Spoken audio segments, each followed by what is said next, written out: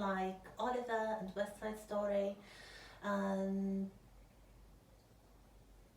taken to new heights and new levels with a very spectacular show. Like with many mega musicals, there have been voices of criticism that this was all show at the expense of the plot. So some critics actually complained that this is a show about a barricade. Not with the barricade, but about this very elaborate stage prop of the barricade being built, and this is really like the central thing. I don't think so. I think the plot of Les Miserables works quite well, mostly because it uses the formula of the musical theatre to treat the novel. The novel has lots of little subplots, and the musical only chooses those that will fly on stage. That is the story, the tearful story of a little mistreated orphan who looks for love and family. Then a very interesting subplot of Jean Valjean and his quest for redemption. We'll talk about it in a moment. And also something that really works perfectly, namely rousing group numbers. Especially the central song, the song that everybody remembers, Do You Hear the People Sing, the Barricade song. This is something, if you watch any of the Jubilee versions of Les Miserables, so either the 10-year Jubilee or the 25-year Jubilee, the big gala performances that were also filmed, you probably remember that in the end you have like everybody, including the audience, joining in Do You Hear the People Sing? And it's like everybody wants to join the revolution, everybody wants to join the barricade. If you remember the film, this is how it ends. All those fallen heroes, all those dead characters, they meet again, you may assume in heaven.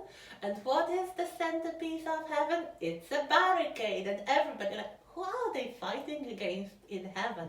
But again, they meet together and they sing this very, very rousing song.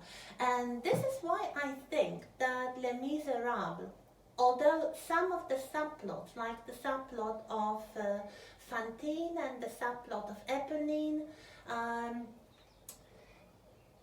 are tragic, the whole musical works like a comedy, because this is pro-social. This is something that can be used to rally people together. And in some songs, as you will see, well, the example that comes to my mind first is the Phantom of the Opera. You don't have that thing. You don't have the thing that people can sing together. So all kinds of gala performances, you are at a very, very big trouble, because there is nothing that people can sing together with a straight face, which is not ironic, which is not critical of a society. It's just kind of rousing communal song. In Les Miserables, you have the people sing, and here's my cat assistant, and this is what has been used a lot. And this is also why the amateur versions or the school versions of Les Miserables have been so frequent and so successful. So let's look at the central character of Jean Valjean, who basically links the whole story and his progression from a criminal, from a lowlife. He's not a hardened criminal, but he steals bread, not for himself, not even for his own child. He's probably a virgin, but for the child of his sister who's starving. So you can get more saintly than that. So he is caught, he is sent to prison, he tries to escape probably to help his family even more. He's caught again, and we meet him at the very beginning when he's been serving in prison for something like 20 years. So he's no longer that young, but he's still quite a young man. So the central plot, the central theme is that of redemption. And I have heard opinions that Les Miserables is one of the most spiritual and one of the most religious stories, much more than, let's say, Jesus Christ Superstar, because of this idea of redemption, of the duality between justice and mercy.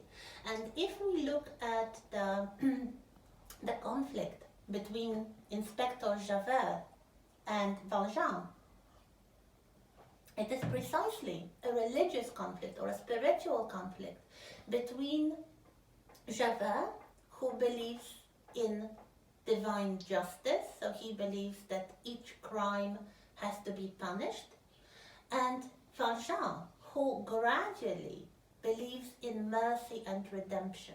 And this is, of course, the scene taken straight from the book when Valjean is taken in by a kindly priest, a kindly bishop, and he steals some silver from the bishop. He's caught again, brought back to the bishop, and the bishop says he does something very unusual, probably for a clergyman, because he says, no, he didn't steal that. I gave him the silver.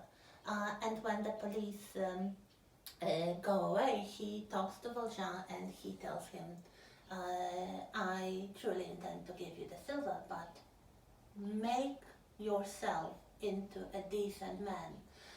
Become an honest man with this silver. And Valjean, who has been hardened, who has been cynical, who has been very bitter about the society, takes this one act of mercy to completely turn his life around. And his engine in life becomes to be an honest man.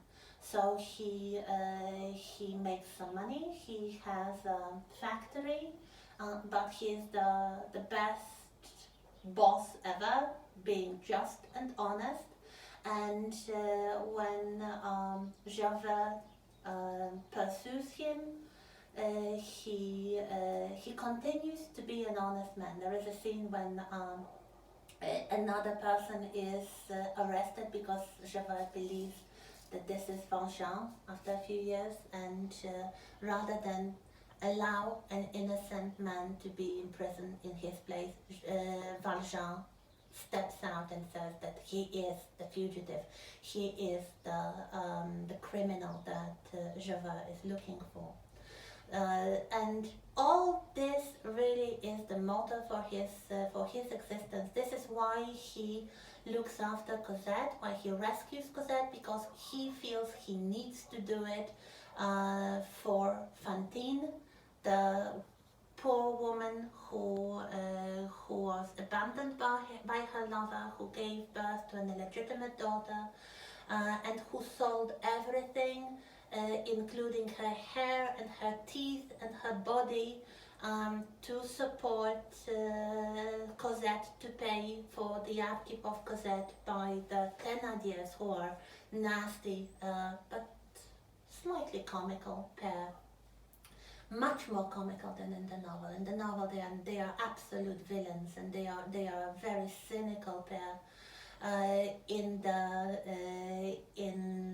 the musical, they are given a kind of fake treatment, so they are basically the only comic relief in this musical.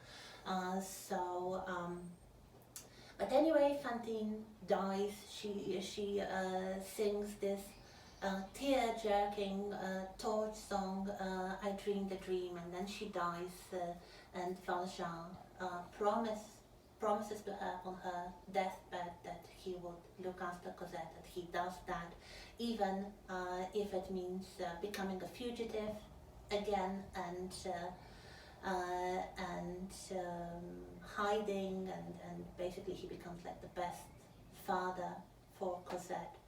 I've always thought like, I wonder, this is something I would ask you really, if we were in class now. What do you think of Valjean? Do you admire him? Would you like to know a person like that? Would you fall in love with a man like that? Would you like to have a father like that? I have a slight problem with Valjean, that he is so perfect, that he is like a living saint. He doesn't even have like one redeeming vice. This is perhaps why many people in the audience have some sympathy for Javert as well. Javert is not a nice man. He, you might say, is the mirror image of Valjean in a way. Like, he is the man with an obsession. He is the man with a mission, but his mission is justice.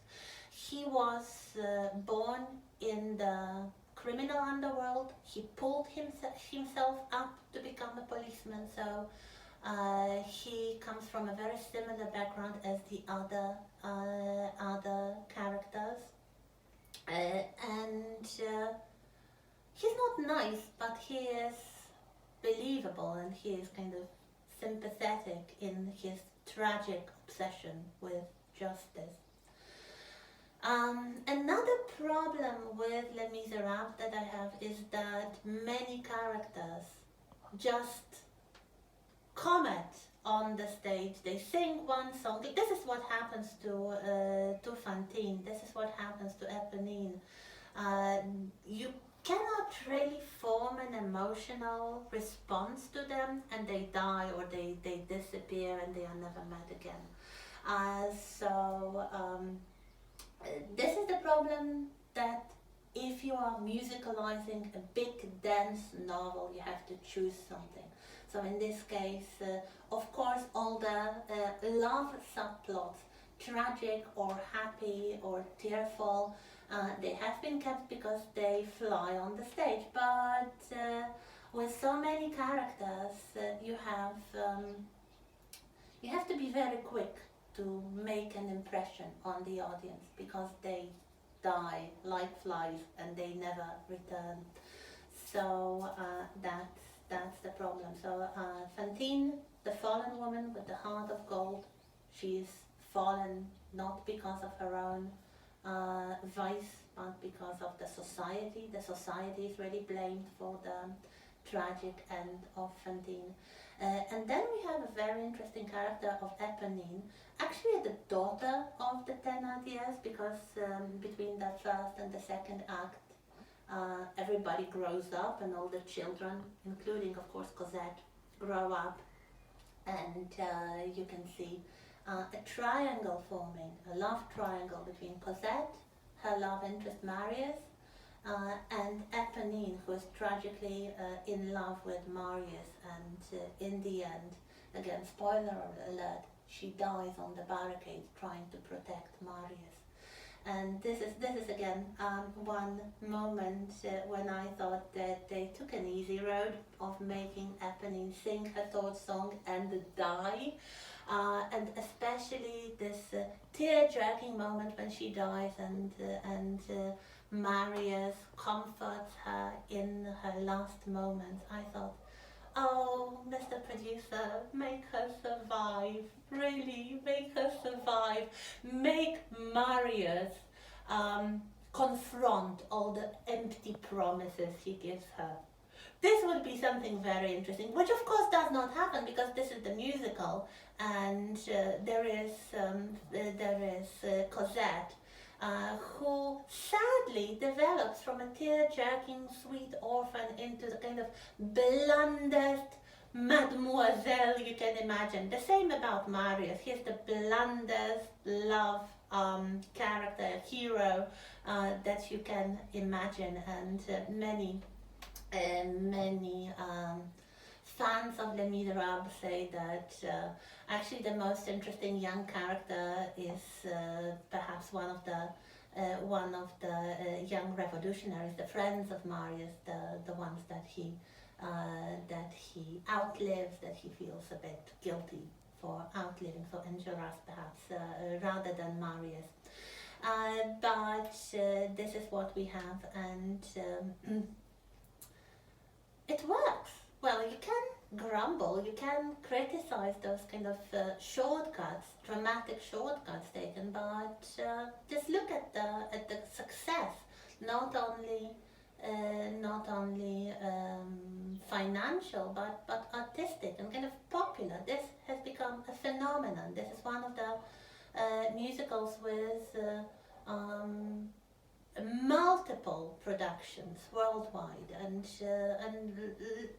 an enormous fan base.